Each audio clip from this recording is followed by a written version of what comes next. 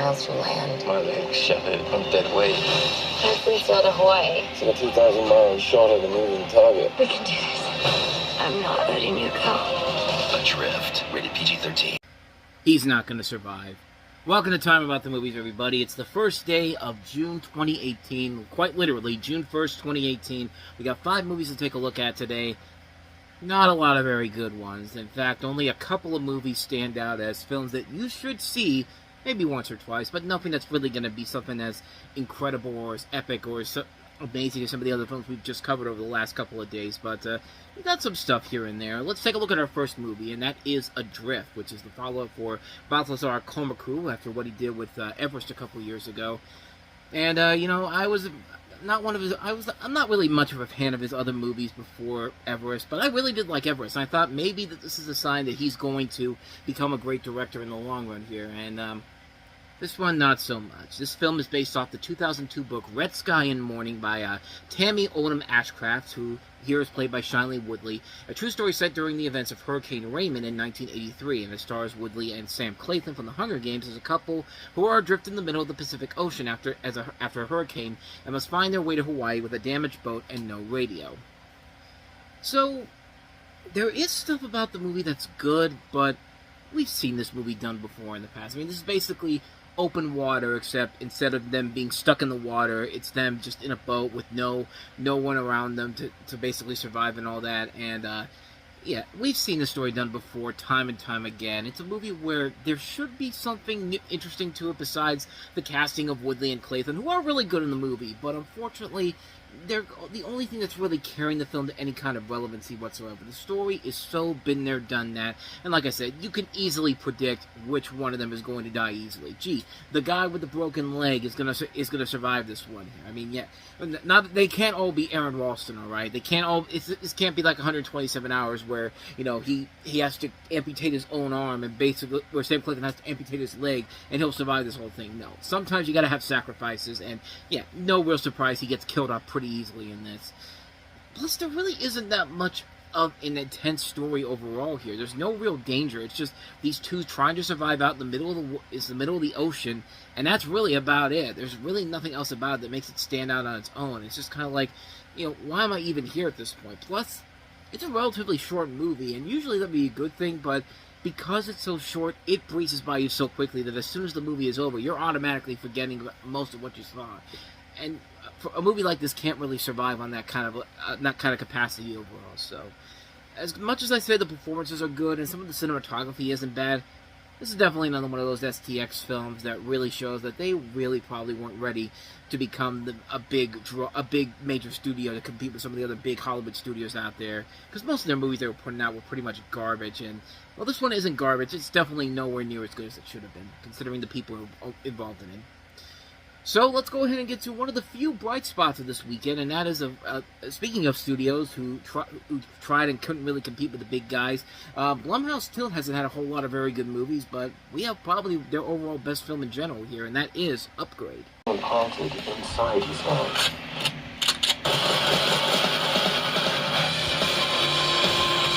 You just keep showing up in these unsavory places. Getting all emotional. Never do that. What's a guy like me supposed to do when his widgets start taking over the world? Sit back and enjoy the ride.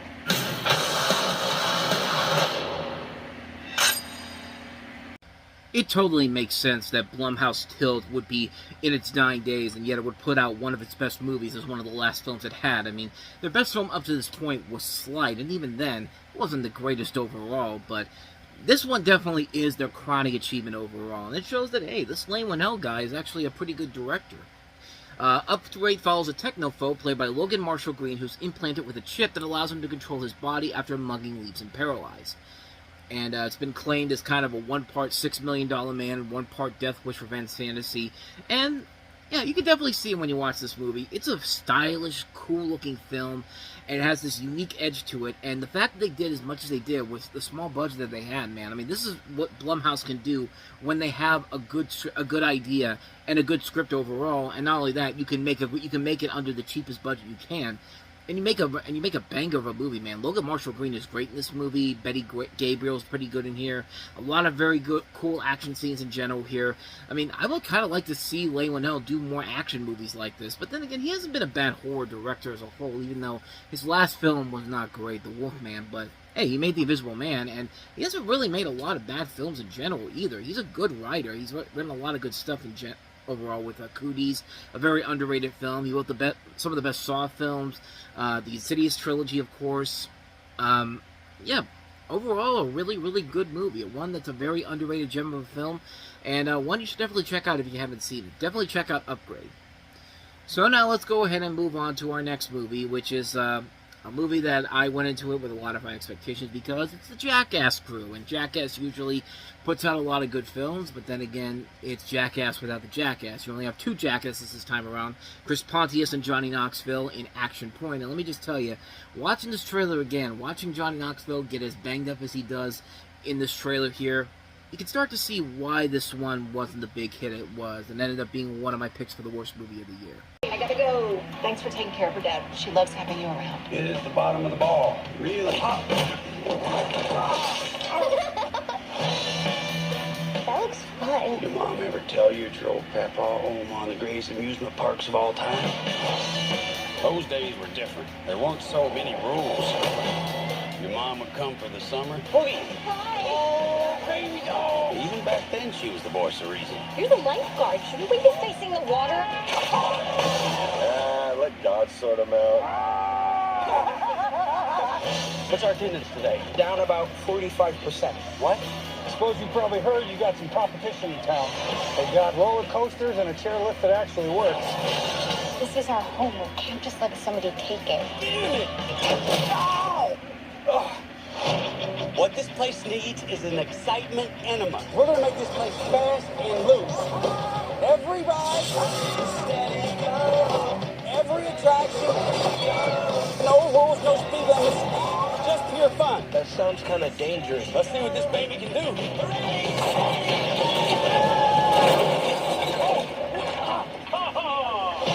The new Action Point is now up and free for everybody.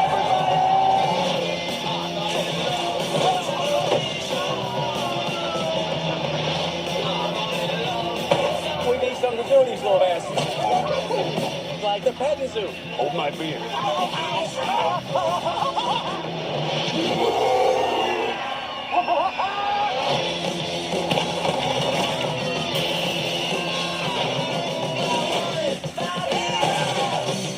Bye-bye, Mr. Brady.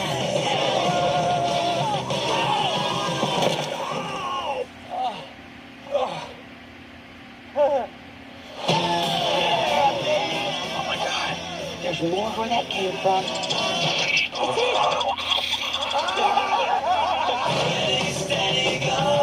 When I was younger, I could do 4 of these at a time.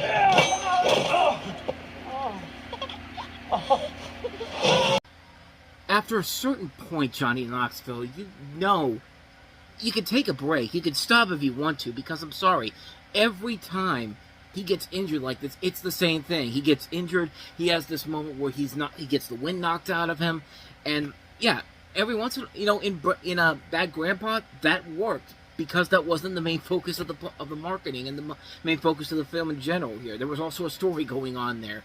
This was pushing it too far, man. I should have known going into this that this was probably not going to be good, but man, this was a mess, man. So DC is the crackpot owner of Action Point, a low-rent, out-of-control amusement park where the rides are designed with minimum safety for maximum fun. Just as DC's estranged teenage daughter, Boogie, played by Eleanor Worthington Cox, comes to visit, a corporate megapark opens nearby and jeopardizes the future of Action Point. To save his beloved theme park and his relationship with his daughter, DC, and his loony crew of misfits risk everything to pull out all the stops and stunts, making for another wild ride. Now, the story behind this movie is very intriguing. In fact, this would have made for a really fun movie in general. It was inspired by a documentary that Johnny Knoxville saw called The Most Insane Amusement Park Ever, about a theme park in New Jersey called Action Park, which was notorious for poorly designed, unsafe rides, in addition to employing underage, undertrained, and often under the influence staff. I mean, this should be something that's right up the Jackass crew's alley to do a movie like this with a Jackass style. The possibilities of what you could do with this are endless. And except that, aside from Chris Pontius and Johnny Knoxville, none of the other Jackass crew are involved in this movie. Actually, is Jeff Tremaine even directing this movie? I don't think he's even involved in this. No, not even Jeff Tremaine is involved in this overall. Here's the interesting thing about this movie. The director of this is Tim Kirkby, who's mostly done a lot of work for the Phoebe Waller-Bridge show Fleabag. It's written by John Altshuler and Dave Krinsky from King of the Hill, and even has Mike Judge as one of the producers on the movie. So again, this is a film that should not fail the way that this does, and let me just put it this way. I've only walked out of 2 movies in my life at this point in time, The Spirit and Aliens in the Attic, and when I saw this movie, this was almost number 3, because let me tell you something, I was amazed that I was able to sit through this movie. I'm amazed, honestly, when I can sit through a lot of really bad movies. The fact that I survived Animal Farm earlier this year without walking out is just awe-inspiring to me. Like, it's just amazing that I was able to sit through that film. And it was amazing that I was able to sit through this because, good God, this movie was awful. This is a mess of a movie all around. I could not believe how bad this was from the very beginning. It's a movie where they literally just throw shit at the wall and see if anything sticks. Only problem is that everything doesn't stick, and nothing exciting or hilarious happens in this. It's a mess. It's a disaster of a movie to sit through. You know absolutely nothing about any of these characters except that Knoxville's kind of a scumbag flim-flam con artist, and his daughter's trying to be the saving grace in his life. You know, like Bill Murray's daughter in Osmosis Jones. You know, everyone else, they're just there to be there. I mean, Chris Pontius' character in the movie, he's just Chris Pontius. Why is No Black the bad guy? He's just the bad guy in this. What about the other kids who run the park? What about them? You literally do not get any character development from them at all. And I honestly forgot how many of them there were supposed to be because the movie doesn't really give a shit to do anything. Like I said, in Bad Grandpa, they had a story going on here. They kept you invested with this little kid who proved in that movie he can stick with Johnny Knoxville all the way through. And it's amazing that that movie is the more I watch that movie, the more I realize how good it really was compared to this film here. Because, yeah, what about the present-day stuff? No character development whatsoever. Who's Johnny Knoxville kid married to? We'll never know. What did her kid do to have the broken leg? Fuck you, we're not telling you. What exactly makes the connection between Knoxville's character and his daughter so special? The fuck if we'll ever find out. Nobody tells you anything in this movie, and you're supposed to just accept it for what it is. Why is his daughter named Boogie? That's right, you're never going to figure that out. Maybe her father is maybe Johnny Knoxville's friend is Boogie 298. But then again, that probably isn't a good. That probably wouldn't be good for her overall if that's who she's being named after. But the comedy doesn't work in this movie. Just like my reviews for comedy isn't doing well there, because that joke fell apart what I was doing there, if you even want to call it that.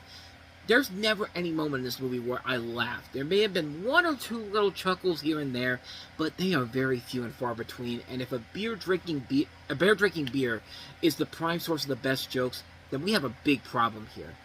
Even the stunts aren't that impressive. And look, Johnny Knoxville, I'll give him the credit. He's a friggin' trooper, man. And when he does his own stunts, you know, he clearly likes doing this, and it shows. I mean, the guy literally kept going after he literally had a accident where he basically, it was during the Matt Hoffman tribute where, the Evel Knievel tribute, where he was like riding a bike and then the bike landed on him and he was like in a serious injury. It was like a big story when that happened overall. And, you know, the fact that he still went on and still made as many Jackass movies as he did after this, he's a trooper, man. And the stunts, but here the stunts themselves were not great, and some of the best stuff was already in the trailer. But the worst part about this is the script. The entire movie is like the ultimate trolling of your sanity. I shit you not. Every time you think something should go one way, it completely turns and does the opposite. And usually that would be a good thing, but here, the opposite is something even stupider than that. So much so that they don't even bother to show you anything important. For example, Knobloch's the owner of this big theme park in 7 Parks, the big competition for Action Point. Yeah, too bad we never see the goddamn park. You know, we all we see is the back of it in one scene. But even then, that could be something else entirely. Why wouldn't you show 7 Parks so we could see if it's actually better than Action Point, so we could see how important this park is? But no, the movie is like, You can just imagine what Seven Parks looks like. No, do your fucking job in a movie and show us. Like, I just told you about Upgrade, a movie that cost $3 million to make, and what they were able to do with that was great. Action Point was also a low-budgeted movie, too, if I'm not mistaken, but it was much more expensive than Upgrade was. In fact, let me just double-check here, because I think it was at least, I'm going to say $15 to $20 million. Yeah, right in the middle, $19 million. So for $19 million, you could at least try to build a theme park around here. But another example of the film trolling you and just failing miserably at it is that there are so many attempts when Action Point plans to get more people in could easily backfire and lead to something hilarious happening afterwards. But the problem is, everything works in this movie. Every single thing. The Action Point workers dress up and pretend to be protesters against the park. Attendance rises. They film an Action Point commercial and have to go into a TV studio to swipe out tapes by using Chris Pontius' character, who gets distracted by a nature magazine and a random news reporter and a weather girl fucking each other in the office, and getting caught.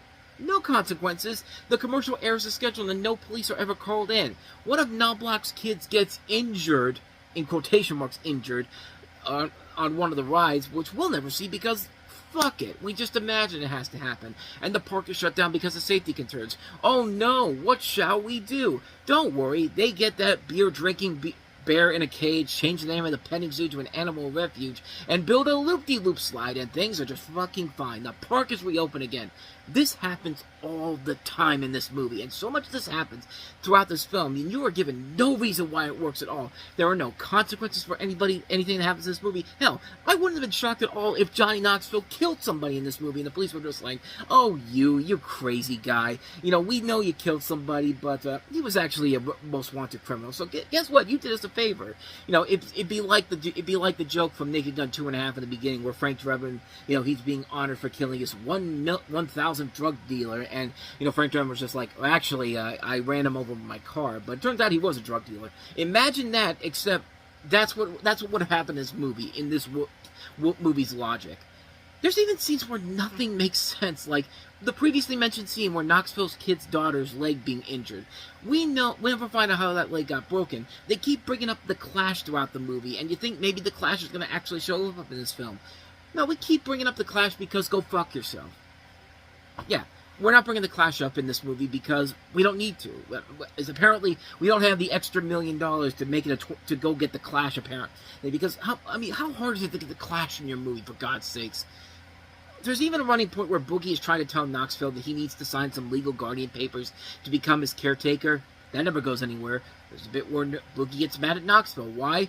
What makes this the emotional low point of the film? Because she didn't get to see the Clash. Boo friggin' who. There's a lot of bands I never went to go see, but you don't see me getting mad about it. You know, I could be doing a lot of other things in my life, but you don't see me getting pissed off about it. I could be in Hollywood right now, trying to go live the good life here, but you don't see me complaining about it.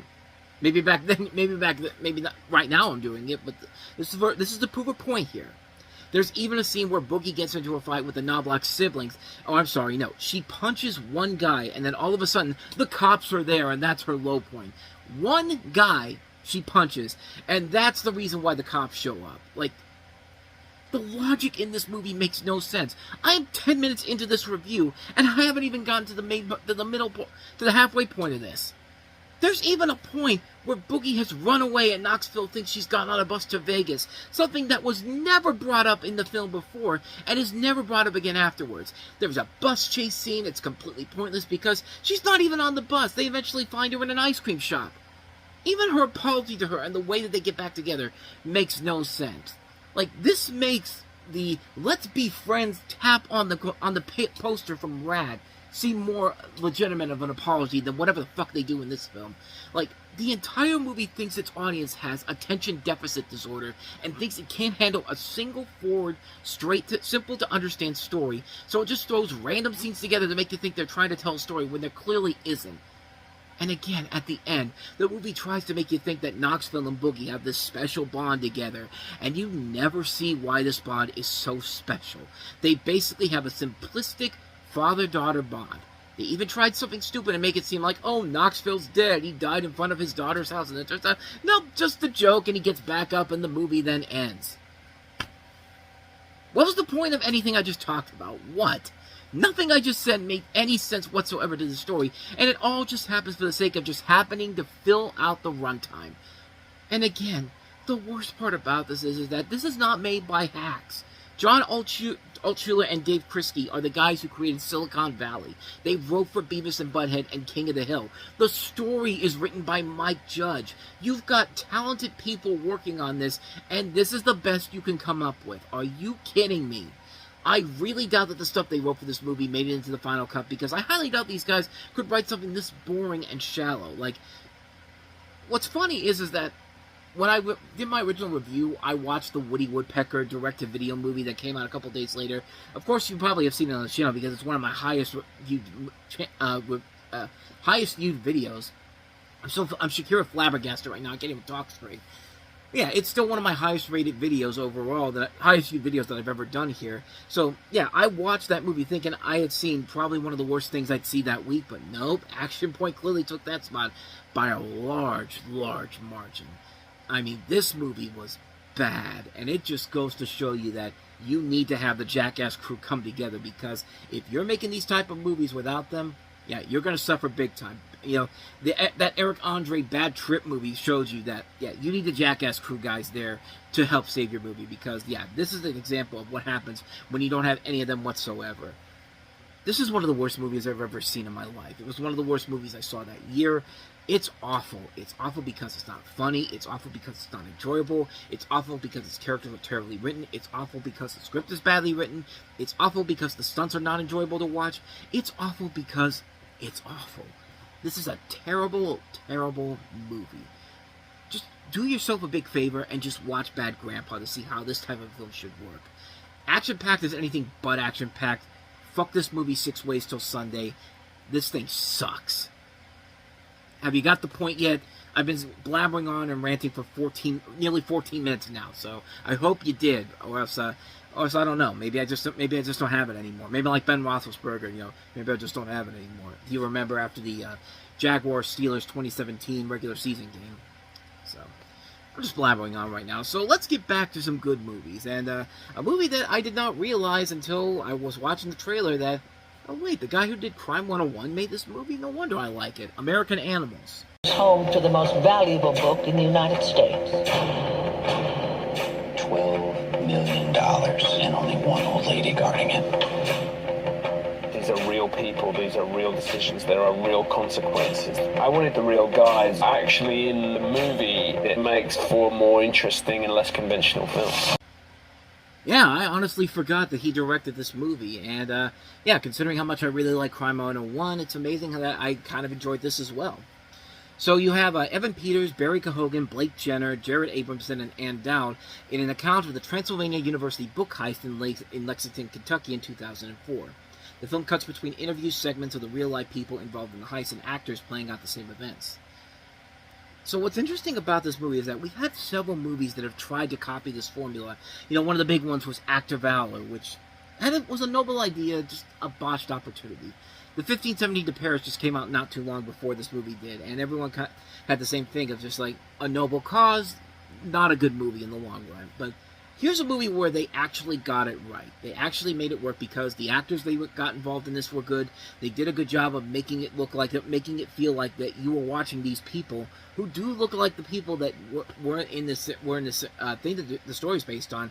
It makes sense. It's a great example of blending fiction and documentary. I mean, The Fourth Kind, I think, was one of the earliest ones, now that I think about it, that tried to blend fiction and documentary and failed miserably at it. So, 3 times, usually that's a 3 strikes rule here. But, hey, it took the 4th time to do it, and it paid off big time because it made for a really solid film overall with a lot of good performances across the board here. And, again, showing what Bart Layton can do as a filmmaker and what he just did with Crime 101, which is great. This is a really good movie. If you haven't seen American Animals, definitely check it out because it is indeed worth the watch. So let's go ahead, and maybe this weekend isn't as bad as I thought it was because the real bad movie was Action Point, but Adrift wasn't that great. But Upgrade was great, American Animals was great, and this last movie is really good too. Best Friends Volume 2.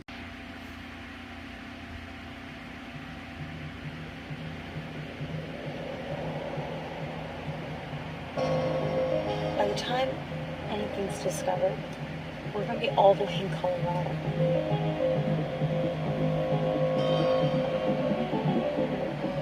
It's really worse than going back to having nothing.